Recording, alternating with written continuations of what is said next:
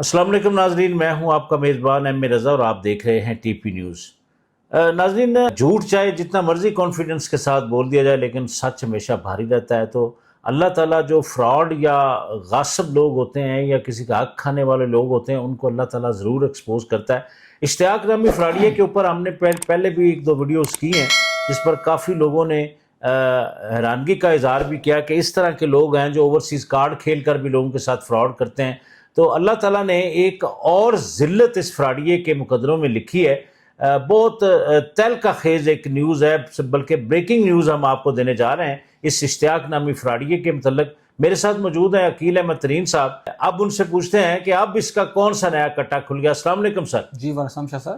اچھا سر، ایک درخواست اس نے دی تھی، یہ گلبرگ میں میرے اتنے پلاٹ ہیں جی، D8 کے میرے ساتھ یہ زیادتی ہوگی، یہ ظلم ہو گیا، یہ وہ۔ اس نے ایک معزز پولیس آفیسر بلکہ DIG صاحب کو ایک اپلیکیشن جو کہ ہمیشہ یہ اپنی بیوی کے نام سے دے کر خود وہاں پر جاتا ہے، تو اس پر کیا فیصلہ آیا؟ سنا اس پر کوئی ججمنٹ آ گئی ہے پولیس ڈپارٹمنٹ کی طرف سے؟ جی شاہ صاحب، یہ اس پہ ایک انکوائری ہوئی ہے۔ اس کی جو مسز ہیں روبینہ اشرف، انہوں نے DIG اسلام آباد کو ایک اپلیکیشن دی، اور وہی جو باتیں سوشل میڈیا پہ یہ حضرت سب کرتے ہیں وہی آلموسٹ وہی پلی تھی۔ اور اس میں جو سب سے یہ انکوائری رپورٹ کی جو مندرجات ہیں وہ اپنے ناظرین کو بتانے سے پہلے ایک جو دلچسپ بات ہے وہ بتانا بڑی ضروری ہے کہ اس میں وہ 2 یا 3 کمرشل پلاٹ اور ریزیڈنشل پلاٹ ہی جو یہ کلیم کر رہا ہے، کچھ صحافیوں کو، کچھ جو وکلا کو اور کچھ لوگوں کو کہ میرے ساتھ آؤ بیٹھو اور میرے ساتھ چلو اور گلبرگ کے خلاف میرے ساتھ آپ، اور اس میں میں حصہ دوں گا، میں اس میں حصہ دوں گا اور یہ پلاٹ میں آپ کو دوں گا، وہ بھی اس لسٹ میں شامل ہیں۔ اور مزے کی بات یہ ہے کہ ان کے اگینسٹ نہ کوئی پیسے جمع ہیں نہ کچھ، یہ بوگس کلیم ہے۔ ٹھیک ہے، اور یہ میں نہیں کہہ رہا، یہ سوسائٹی نہیں کہہ رہی، یہ DIG لیول پہ جو ہونے والی انکوائری ہے اس انکوائری رپورٹ میں یہ کہا جا رہا ہے۔ ٹھیک ہے۔ اچھا سر، اس فیصلے میں جو چیزیں کلیئر ہوئی ہیں DIG آفس کی طرف سے یا DIG صاحب کی طرف سے، تو وہ اس میں کیا انہوں نے ثابت کیا ہے کہ ڈکلیئر کیا ہے اس کو یہ فراڈیا ہے؟ شاہ صاحب، انہوں نے جو اس کی جو اینڈنگ سے سٹارٹ کرتے ہیں نا، پھر باقی بتائیں گے کہ پارٹ وائز کے کون سے پلاٹ کے اگینسٹ کون سے ثبوت اس نے دیے اور کون سے ثبوت آفتاب نے دیے۔ ٹھیک ہے، روبینہ اشرف کی طرف سے جو اشتیاق فراڈیے نے جا کے کیا ثبوت دیے، اور جو دوسری طرف جو جن کے اوپر یہ الزام لگایا آفتاب نے کیا ثبوت دیا، ٹھیک ہے، وہ ہم ترتیب وائز جو ہے وہ بتائیں گے۔ لیکن اس سے پہلے جو ہے نا وہ یہ بتانا ضروری ہے کہ یہاں پہ اپلیکیشن دیتی ہے بیوی، عورت کارڈ، ٹھیک ہے، اور جو انویسٹیگیشن ہوتی ہے یا انکوائری ہوتی ہے اس میں بیوی نہیں جاتی، پیش یہ ہوتا ہے، صاحب پیش ہوتے ہیں۔ اور یہ انگوٹھا چھاپ جو ہے وہاں پہ جا کے غلط بیانی اس کے بارے میں کیٹیگوریکلی لکھا گیا کہ یہ غلط بیانی کرتا رہا ہے، اور یہ کوئی ڈاکومنٹ وہاں پہ پیش نہیں کر سکا، اور نہ ہی ان پلاٹوں میں جو رقم جمع کرائی گئی اس کے ثبوت یہ پیش کر سکے شاہ صاحب۔ ٹھیک ہے، مطلب ان کا کوئی وہاں پہ کلیم بنتا نہیں ہے، لیکن یہ وہ پلندہ اٹھائے ہر بندے کو بیوقوف بناتے ہوئے یہ جا رہا ہے۔ اور مجھے آج اس پروگرام ریکارڈ کرنے سے پہلے مجھے ایک اس کا جو متاثرہ بندہ ہے وہ بتا رہا تھا کہ اس نے 4 مختلف لوگوں سے ایگریمنٹ کیے انہی پلاٹوں کے اگینسٹ، اور ان سے پیسے بھی اینٹھے کہ آپ کی یہ جو انویسٹمنٹ ہے، اور یہ جب میں کیس کروں گا، جب میں سوسائٹی کے اوپر دباؤ ڈالوں گا، ان کو بلیک میل کروں گا، تو جب یہ میرے پاس آئیں گے پلاٹ تو اس میں سے 2 یا 3 آپ کو دوں گا، جیسے کہ آپ کو بھی آفر کی، مجھے بھی آفر کی گئی تھی، اور اس میں تو میں بالکل مطلب مجھے بھی آفر کی گئی تھی اور بہت سارے دوستوں کو آفر کی گئی کہ اس نے جب وہ ان سے ملا۔ اچھا، میرا عقیل صاحب سوال تھا یہی کہ اصل میں وہ جو انکوائری رپورٹ ہے اس میں کیا کیا چیزیں کلیئر ہوئی ہیں، مطلب وہ تو ذرا شاہ صاحب پہلے تو ہم اس کی جو ایک دعویٰ ہے نا، ایک بوگس دعویٰ، وہ ناظرین کو ہم کو بتا دیتے ہیں کہ اس نے آخر میں اپلیکیشن لکھی کیا تھی تاکہ لوگوں کو سمجھ آ جائے کہ اصل معاملہ کیا ہے۔ اس میں اس نے اس کی جو مسز ہے اس نے یہ کلیم کیا، روبینہ اشرف نے، کہ گلبرگ گرین میں پلاٹ نمبر 1 اس نے خریدا تھا، جس سے مبینہ طور پر جعلی دستاویزات کے ذریعے کسی اور کے نام منتقل کر دیا گیا۔ دیگر پلاٹس 3 نمبر، 9 نمبر، 39 اور 40، 11A اور 207، اس کا جو ریکارڈ ہے وہ سوسائٹی ان کو دے نہیں رہی.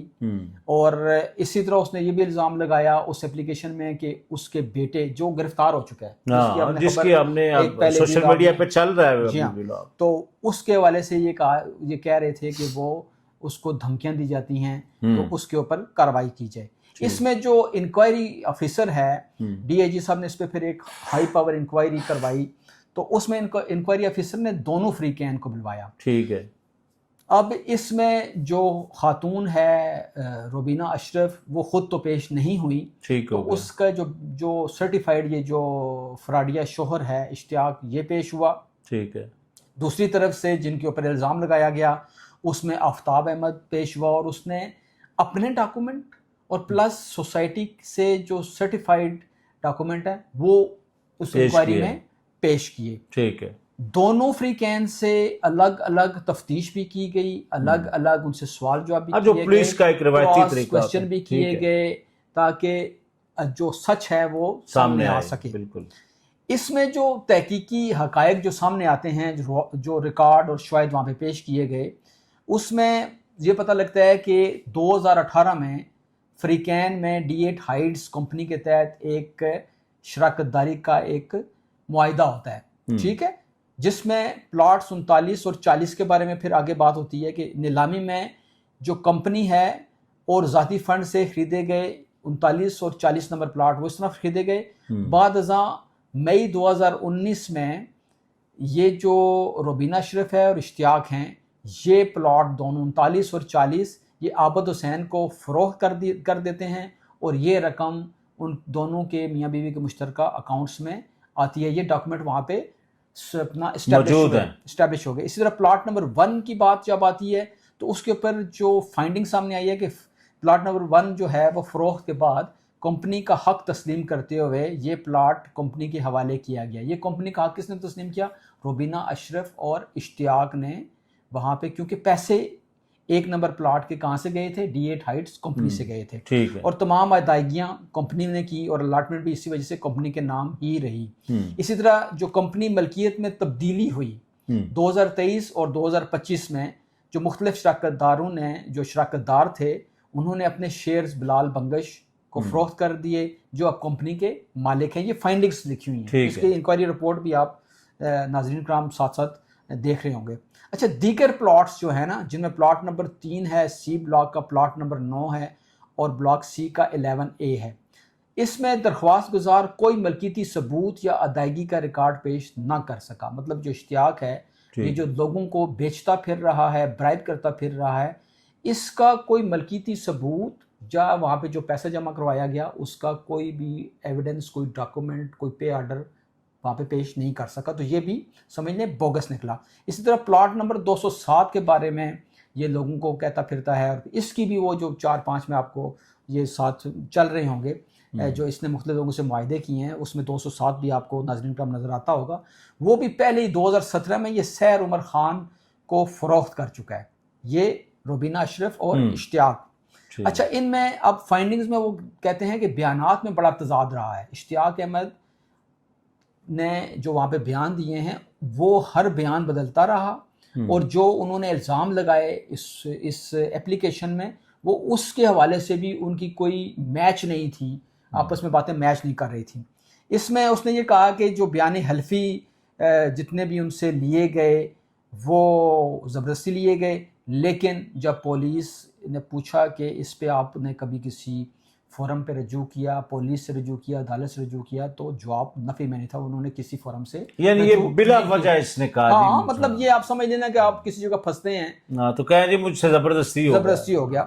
اسی طرح عدالت میں دائر سول دعوے میں خود شیئرز فروخت کرنے کا بھی اعتراف ہو, اس جو فائنڈنگ آئی ہے اس میں انہوں نے اعتراف کیا ہے کہ جتنے بھی عدالت میں سول دعوے دائر ہیں اس میں جو شیئر فروخت ہوئے ہیں وہ بالکل انہوں نے کیے. اسی طرح انکوائری کے دوران اشتیاق احمد مختلف اور متضاد بیانات دیتے رہے, یہ اس کی فائنڈنگ میں کلیئر کٹ لکھا ہوا ہے. اچھا, اس میں اب انکوائری کا نتیجہ کیا ہوا ہے؟ انکوائری رپورٹ کے مطابق درخواست گزار مطلب جو روبینہ اشرف ہیں اور جو اشتیاق احمد جو اب سرٹیفائیڈ نوسر باز بھی ہے اور اب مفرور بھی ہے, وہ اپنے دعوے بھی ثابت نہیں کر سکا. ٹھیک ہے. اور جو انہوں نے الزامات لگائے اس میں وہ اس کی تصدیق بھی نہیں کر سکے کہ یہ الزامات درست ہیں۔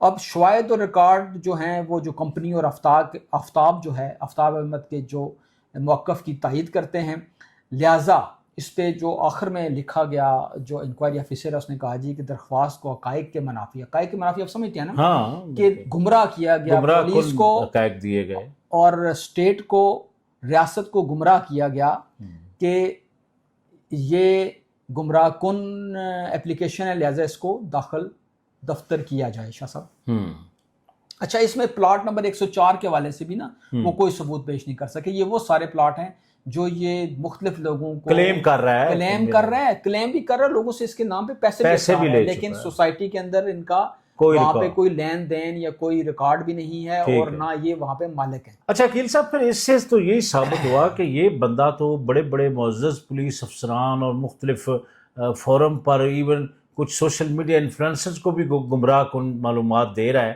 اور یہ بڑے بڑے جو آئی بی افسران ہیں ان کے اوپر بھی الزام تراشیاں کر رہا ہے۔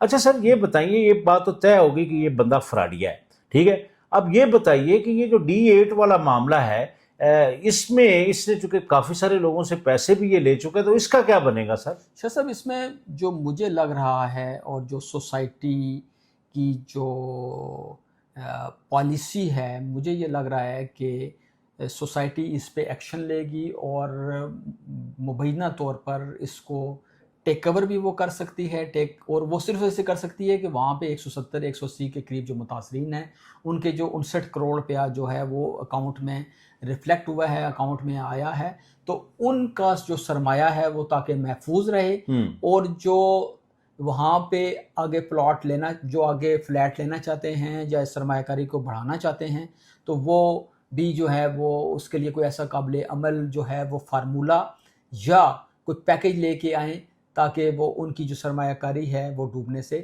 بچ سکے۔ تو میرا خیال ہے کہ سوسائٹی اب اسی طرف ہی جائے گی اور اس کو اسی طرف جانا بھی چاہیے۔ عقیل صاحب بہت بہت شکریہ۔ ناظرین، آپ نے دیکھ لیا اس فراڈیے کی ایک اور بڑی واردات، یعنی وہ پولیس افسران بڑے، میں سمجھتا ہوں، شریف تھے، ورنہ اس کے اوپر اسی وقت 420 کی FIR ہوتی۔ غلط معلومات دینا، اداروں کو گمراہ کرنا بھی بہت بڑا جرم ہے۔ تو ایسے فراڈیوں سے، اشتیاق جیسے فراڈیوں سے بچیں، اور یہ جو کریکٹر اسیسینیشن آگے چل کے کر رہا ہے، میرے خیال میں اس کو، میری جو ایک پریڈکشن ہے کہ اس کو آگے جا کر بڑی کمپلیکیشنز ہوں گی، اور یہ قانونی جو ادارے ہیں، قانون نافذ کرنے والے ادارے ہیں، اس کو اس کا سامنا کرنا پڑے گا۔ تو ناظرین، ایسے لوگوں سے آپ محفوظ رہیں، اور ایسے فراڈیوں کو ان کے منطقی انجام تک پہنچانا ضروری ہے۔ اپنا بہت سارا خیال رکھیے گا۔ عقیل احمد ترین اور ایم اے رضا کو اجازت دیجیے۔ اللہ حافظ۔